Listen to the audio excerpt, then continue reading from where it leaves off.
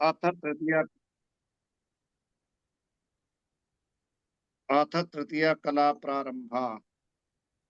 अब कहते हैं कि दूसरी कला के पश्चात, यहाँ पर अथ का अर्थ लगेगा क्या?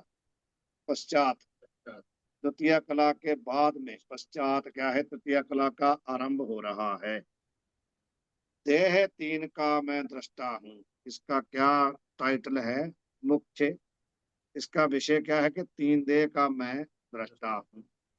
तो जब तीन देह की बात आई तो सबसे पहले तीन देह बताएंगे कौन कौन सी है।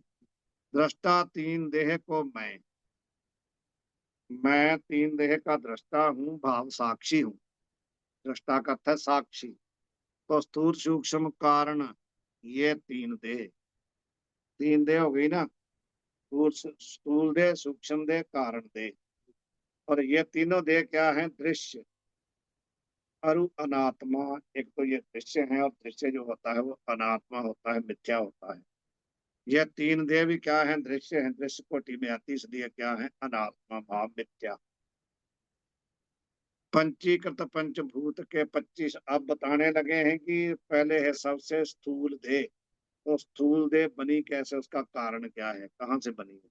तो पंचीकृत पंचभूत के 25 तत्वन को स्थूल देह। जब पंचीकृत हुआ ना, पंचीकृत पंच महाभूतों का जब पंचीकृत हुआ, तो उनका पांच का पंचीकृत होकर के 25 तत्व बन गए। तो 25 तत्वों का बना हुआ क्या है? स्थूल देह। और ये है क्या? ये सभी प्राणियों के भोग का स्थान है। भोग कौन सा? अनुभव को। भोग का मतलब क्या है? सुख सुख दुख। दुख आदि का अनुभव करना ही भोग है। समझ गए? सुख दुख अन्यत्र साक्षात्कारा भोग,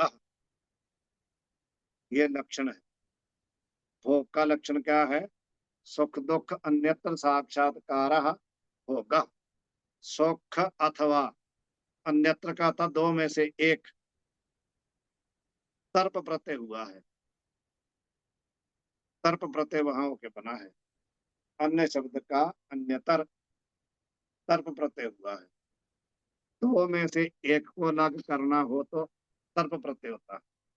तो तर्प प्रत्यय हुआ कि सुख अथवा दुख दोनों में से किसी का अनुभव करना ही भोग है। सुख दुख अन्यत्र का अन्यत्र साक्षात्कार होगा। समझ गए? तो यहाँ पर कहते हैं ये जो स्थूल देह है, ये प्राणियों के भोग का क्या है? आयतन, स्थान। आगे कहते हैं सूक्ष्म शरीर। अब पंचीकृत पंचभूत जो है ना, उनके सप्तदश तत्वन को सूक्ष्म देह होई। ये अपंचीकृत पंच महाभूतों के 17 तत्वों से बनी स्थूल देह, सूक्ष्म देह। और ये क्या है? भोग साधन। इनको संतों ने अथवा वेद ने क्या कहा है कि ये सभी प्राणियों के भोग का साधन है। इसी से भोग होता है। और इसके रहने का स्थान है स्थूल शरीर। वो आयतन है, वो बर्तन है जिसमें ये रहती है, वो स्थान है इसके रहने का। और ये भोग का साधन है, इसी से भोग होता है ना, सूक्ष्म शरीर से। इसलिए आना आवागमन भी स्थूल शरीर का, स्थूल का नहीं होता, सूक्ष्म का ही होता है। भोग भी इसी से भोगा जाता है, आवागमन भी इसी का होता है। अज्ञान कारण दे। और तीसरा दे क्या है? कारण दे। वो क्या है? अज्ञान रूप। समझ गए? अज्ञान रूप है। अज्ञान रूप है कैसा? आवरण विक्षेप शक्ति वाला। और भाव रूप। वो अज्ञान कारण दे है। घाटवत दृश्य ए है। ये तीनों जो शरीर हैं ये क्या है? घाटवत दृश्य। जैसे घाट एक दृश्य है ना, ऐसे ये तीनों शरीर में क्या है? दृश्य। पीताम्बर जी महाराज कहते हैं कि दृष्टा आप जान, अपने आप को इन तीनों देह का दृष्टा समझ के, साक्षी जान के दृश्य भानियो, दृश्य का खंडन करो। जो तीन शरीर है ना, इनका अपने आप को दृष्टा मान के, साक्षी मान के ये जो दृश्य रूप तीन देह है इनका खंडन करो, इनसे आसक्ति हटाओ, तो फिर आप अपने स्वरूप को जान पाओगे, दृष्टा हो जाओ। शुरू में कहा था ना कि तीन देह का मैं दृष्टा हूँ, तो इन तीन देह का बता दिया कौन कौन मटेरियल से जो कौन कौन सा शरीर बना है। तो जब पता चल गया किसी का, अपने मकान को मानो गिराना है, तो मकान का पता चल जाए इसमें ईंट लगी है, इसमें पत्थर लगा है, इसमें क्या क्या लगा है, तो जो जो लगा उसको हटा दो तो मकान गिर जाएगा। अब तीन शरीर क्या क्या मटेरियल लगा है हमारे को बता दिया, तो अकेले अकेले को मटेरियल को हटाते जाओ, तो सबका हटाने का मतलब सबका दृष्टा बन जाओ, आसक्ति हटा लो। हम खुद अपने आप को दृश्य मान रहे हैं, हम दृष्टा न मान रहे अपने आप को, हम दृश्य कोटि में ही आ रहे हैं, अपने आप को हमने दृश्य ही मान रखा। तो जब दृष्टा हो जाएंगे तो दृश्य से कोई मतलब नहीं रहेगा। जिसको हम गवाह बोल देते हैं, साक्षी बोल देते हैं, उसका किसी कार्य से मतलब होता नहीं। तो पीताम्बर जी हमारे कहते हैं कि आप दृष्टा हो करके दृश्य का खंडन करो। नीचे पढ़ लो अब टीका में, मैं तीन देह का दृष्टा हूँ, स्थूल सूक्ष्म व कारण ये तीन देह हैं, ये दृश्य और अनात्मा है। ये तीनों देह क्या है? दृश्य है और अनात्मा भाव मिथ्या, ऐसा माना गया है। पंचीकरण किए हुए पंचमहाभूतों के 25 तत्वों का स्थूल देह है। यह स्थूल देह जीवों के सुख दुख के अनुभव रूप भोग भोगने का घर है, स्थान है। समझ गए? ऐसा कहा गया है। अब पंचीकृत पंच महाभूतों के 17 तत्वों का सूक्ष्म देह है। यह सूक्ष्म देह जीवों के भोग भोगने का क्या है? साधन। यह याद रखना, जो स्थूल श्रेय है वो भोग का साधन नहीं है, वो भोग भोगने का स्थान है, घर है, उसमें रह करके भोग भोगा जाता है। और जो सूक्ष्म देह है उसके द्वारा भोगा जाता है, वो साधन है। दोनों का फर्क है। और शास्त्र आगे कहते हैं ये, आगे कहते हैं शास्त्र व संतों द्वारा प्रमाणित किया गया है कि ये क्या है? भोग का साधन है, वो भोग का आयतन है, घर है। और आगे आ गया अब तीसरा शरीर, कारण शरीर। नहीं जानता हूं ऐसे व्यवहार का हेतु।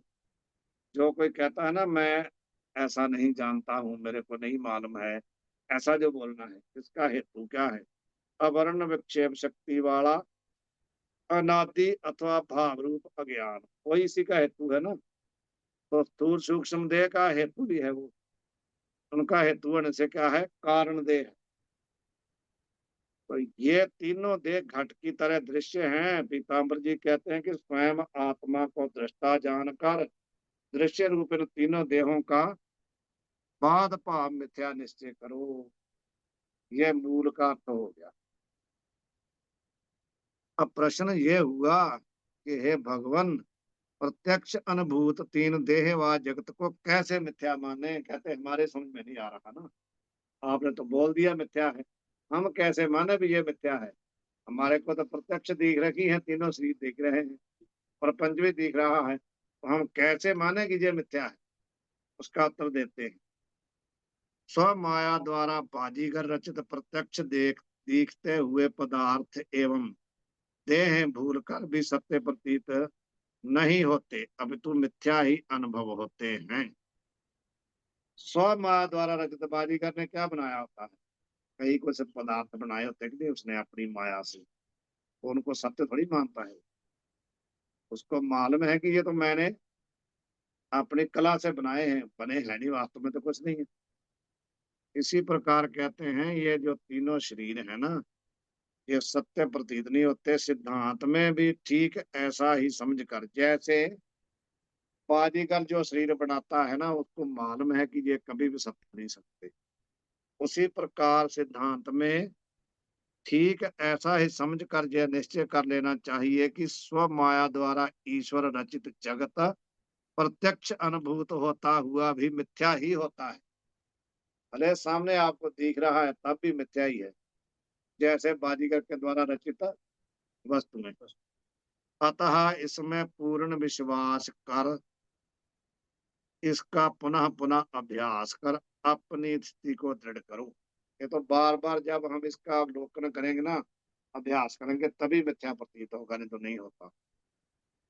अब आगे प्रश्न है, देह तीन का मैं दृष्टा हूँ, सो ये देह तीन कौन सी है, जो पूर्व में कहा था। तो स्थूल सूक्ष्म और कारण, ये तीन देह हैं। स्थूल देह का मैं दृष्टा हूँ, इसका विवेचन पहले करते हैं कि ये कैसे समझे हम। तो स्थूल पहले समझेंगे, स्थूल देह क्या है। पंचीकृत पंचमहाभूतों के 25 तत्वों का स्थूल देह है। 25 तत्व के बताएंगे कौन कौन से हैं।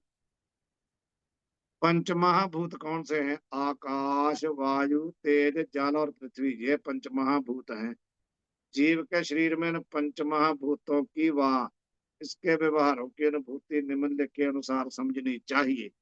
अब बता रहे हैं किस किस पांच भूतों से कौन कौन सा शरीर में भाग है। तो पहले शरीर के अंदर बता रहे हैं, कठोर भाग किसका है? पृथ्वी का। शरीर को उपादान रूपेण धारण करना इसका व्यवहार है। जो कठोर भाग है उसने तो शरीर को धारण कर रखा है ना, वह पृथ्वी से आया है। द्रव भाग जल का है, जो पसीना आता है या वीर्य आती है। मिले हुए शरीर को पिंड रूप में स्थिर रखकर विखंडित होने से बचाना एवं रखना आदि इसका व्यवहार है। जल भाग का, उसको बिखरने नहीं देता है, इकट्ठा करके रखता है। और गर्भ भाग अग्नि का है, और खाए पिए अन्न जल आदि को पचाना, खून वीर्य आदि निर्माण करना, वायु आदि विकारों को रोकना, क्रांति प्रदान करना, ये किसका है? अग्नि। अग्नि का व्यवहार है। अग्नि भाग का जो भाव, जो गर्मी हमारे शरीर में, जब गर्मी किसी की कम हो जाती है तो गड़बड़ हो जाता है ना सब, उसको अन्न जल पचता नहीं है, कुछ नहीं पचता। तो तभी होता है जब पित्त हमारी कम हो जाती है, कफ बढ़ जाती है। वात पित्त कफ, जब वात बढ़ जाए, कफ बढ़ जाए, पित्त घट जाए, तो पचता कुछ नहीं। पित्त क्या है? गर्मी, अग्नि। अब आगे कहते हैं, प्राण अपान आदि भाग वायु का है। जो पांच प्राण है वो किसके हैं? वायु का भाग है। और ज्ञान इंद्रियों, कर्म इंद्रियों, मानव शरीर सभी को स्व स्व प्रवृत्ति एवं स्थिति में बल प्रदान करना, खून संचालन आदि करना, इसका व्यवहार है किसका? प्राण अपान उदान व्यान समान का। सभी अवयवों के बाहर भीतर जितना खाली भाग है वो किसका है? आकाश का। और शरीर के सभी अवयवों को अवकाश देना इसका व्यवहार है। अब आगे कहते हैं, पंचमा भूतों के पांच देवताओं के व 25 तत्वों के नाम कौन से हैं? तो पंचमा भूतों के पांच देवताओं के व 25 तत्वों के नामों का विवरण चक्र पृष्ठ पर देखिए। अगले पृष्ठ पर एक ये बना रखा है ना, पूरा प्रकोष्ठ बनाया है। इसमें सब नाम लिखे हैं कि वायु के कौन से हैं, तेज के कौन से हैं। पहले आकाश के पांच कौन कौन से हैं? काम, क्रोध, शोक, मोह और भय, ये क्या हैं? पांच आकाश के हैं अंश। और इनका देवता क्या है? विष्णु। और दूसरा, आगे चलो, आगे है वायु के पांच अंश कौन से हैं? चलन, बलन, धावन, प्रसारण, आकुंचन। वर्ण का अर्थ समझते हैं, टेढ़ा मेढ़ा होता है ना वायु अपना। तो इसलिए कहते हैं ये भाग वायु के हैं। इनका देवता क्या है? सूर्य। उसके बाद आ गया तेज। उसके पांच कौन से अंश हैं? क्षुधा है, तृषा है, तृषा भाव प्यास, आलस्य निद्रा और कांति और शक्ति, ये हैं कांति। पांच हुए। इनका देवता क्या है? शक्ति, दुर्गा। और जल के पांच कौन से हैं? वीर्य, शोणित का अर्थ समझते हैं, रक्त खून, लार, जो लार नहीं दिखती गिरती है वो, और मूत्र और स्वेद पसीना। इनका देवता कौन है? गणेश। और उसके बाद आ गया पृथ्वी का भाग, अस्थि, हड्डी, मांस, नाड़ी, त्वचा, रोम। इनका देवता क्या है? शिव। ये आप बार बार पढ़ेंगे तभी याद होगा कौन भाग किस तत्व का है। अब आगे कहते हैं कि पंचीकृत पंचमा भूत किनको कहते हैं बताओ। जिन भूतों का पंचीकरण हुआ है उनको पंचीकृत पंच महाभूत कहते हैं। तो पंचीकरण की नीचे टिप्पणी दी है।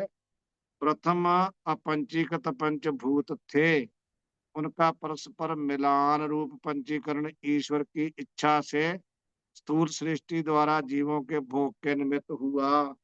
पहले तो पांच सूक्ष्म भूत थे, अपंचीकृत जब सूक्ष्म कहो, तो उनका पंचीकरण कैसे हुआ, कहते हैं ईश्वर की इच्छा से स्थूल सृष्टि द्वारा जीवों के भोग के निमित्त हुआ। स्थूल सृष्टि बनेगी तो जीव जो है भोग भोगेंगे, इसलिए ईश्वर की इच्छा से हुआ है पंचीकरण। अब कहते हैं भी पंचीकरण बताओ क्या है, कैसे पंचीकरण किसको कहते हैं। ये ध्यान से सुनने वाली बात है, इसको समझना अति जरूरी है। तो पंचभूतों में से प्रत्येक के दो दो भाग करने से 10 भाग। जो पांच भूत है ना, पहले कौन कौन के, आकाश, वायु, अग्नि, जल, पृथ्वी, ये पांच हैं। ये कंठ होने चाहिए। आगे जब भी आपने इनको पढ़ना है तो आपको देख के ना किसी को बताने पड़े, ऐसे उंगली पे याद होने चाहिए। आकाश, वायु, अग्नि, जल, पृथ्वी, ये पांच हैं। तो इनके कहते हैं दो, पांचों के दो दो भाग कर दिए, 10 हो गए।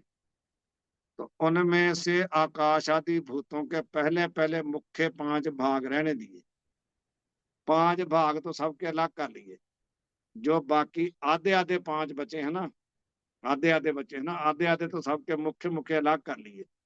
और जो 5 बाकी बचे हैं उनको क्या किया, दूसरे 5 भागों में से प्रत्येक के 4 4 भाग किए।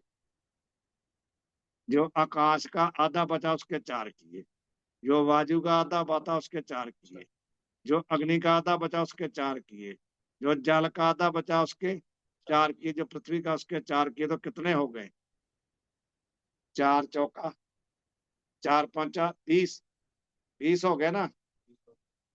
हाँ जी। तो बाकी जो आधे आधे 5 रखे थे उनको मिला दो तो क्या हो गए, 25। ये हो गया। इनको कहते हैं, अब कहते हैं कि ऊपरे रहने दो अभी। वे 4 4 भाग आकाश आदि भूतों के अपने अपने मुख्य भागों में नाम मिलाकर अन्य भूतों के मुख्य भागों में एक एक कर मिलाए। जो आकाश का है ना आधा, उसको आकाश वाले आधे में नहीं मिलाना। जो आकाश के 4 टुकड़े किए हैं उसको बाकी चारों को एक एक बांट देना। ऐसे जो वायु के 4 किए वायु को छोड़ के बाकी चारों को एक एक दे दो। ऐसे ही सबका करना है, अपना छोड़ के दूसरों को एक एक देना है। तो इसलिए मिश्रण हो गया ना। जो हमारा शरीर है इसमें सबसे भाग ज्यादा कौन सा है, आधा भाग इसमें क्या है, पृथ्वी का। इसलिए जो कठिन भाग है वो ज्यादा है कि नहीं। तो जो वायु में रहने वाले हैं जीव, उनका वायव्य शरीर है, उसमें वायु का आधा है, बाकी का एक एक बटा रहे, समझ गए। 1/4 हो जाएगा कि नहीं, आधा उसका बाकी 4 दूसरों के। ऐसे ही सबका जो मतलब आकाश में विचरने वाले हैं उनमें आकाश का तत्व आधा है, इसलिए वो आकाश में उड़ जाते हैं कि नहीं, वहां रहते हैं, वो रहते हैं वहां। उनमें आकाश ज्यादा है, जिनको हम आकाशचारी कहते हैं, आकाश में ही विचरते हैं। तो ये कह रहे हैं पंचभूतों का परस्पर मिलाप किस रीति से होता है। एक कहते हैं दृष्टांत से बताओ। तो कोई दृष्टांत देते हैं, जैसे कोई 5 मित्र आम केला आदि अपना अपना एक एक फल लेकर इकट्ठे खाने बैठे। सबका फल अलग अलग है लेकिन खाने के लिए इकट्ठे बैठे हैं, तो बांटना है ना। तो कहते हैं वे सब अपने अपने फल के दो दो भाग करके, उन्होंने सबने अपना अपना फल का दो दो भाग कर दिया। तो आधा आधा तो उन्होंने अपने पास रख लिया, जो आधा आधा किया था उसके 4 4 टुकड़े कर दिए, तो अपने साथियों चारों को बांट दिए। आधा आधा भाग तो अपने वास्ते रख लें और अवशेष आधे आधे भाग के 4 4 भाग करके चारों मित्रों को वितरण कर देवे। तब 5 फलों का परस्पर मिलाप होता तो क्या हो जाएंगे, ऐसे 25 बन जाएंगे कि नहीं। ऐसे ही सिद्धांत में आकाश के 2 भाग किए, उनमें से एक भाग रहने दिया और दूसरे भाग के 4 भाग किए, जो आकाश में नाम मिलाकर एक भाग वायु में, एक भाग तेज में, एक भाग जल में और एक भाग पृथ्वी में मिलाया। ऐसे ही वायु, तेज, जल और पृथ्वी के भी 2 भाग कर उपरोक्त विधि से पंचीकरण किया। इस रीति से 25 तत्व होकर पंच महाभूतों का परस्पर मिलाप होता है। तो क्या हो गए? 25। तो 25 को मिलकर के ही स्थूल शरीर है। अब कहते हैं कि पंच महाभूतों के 25 तत्व कैसे हुए, खोल के बताओ। यहाँ छोड़ दें। वाहिगुरु जी का खालसा, वाहिगुरु जी की फतेह। वाहिगुरु जी का खालसा वाहिगुरु जी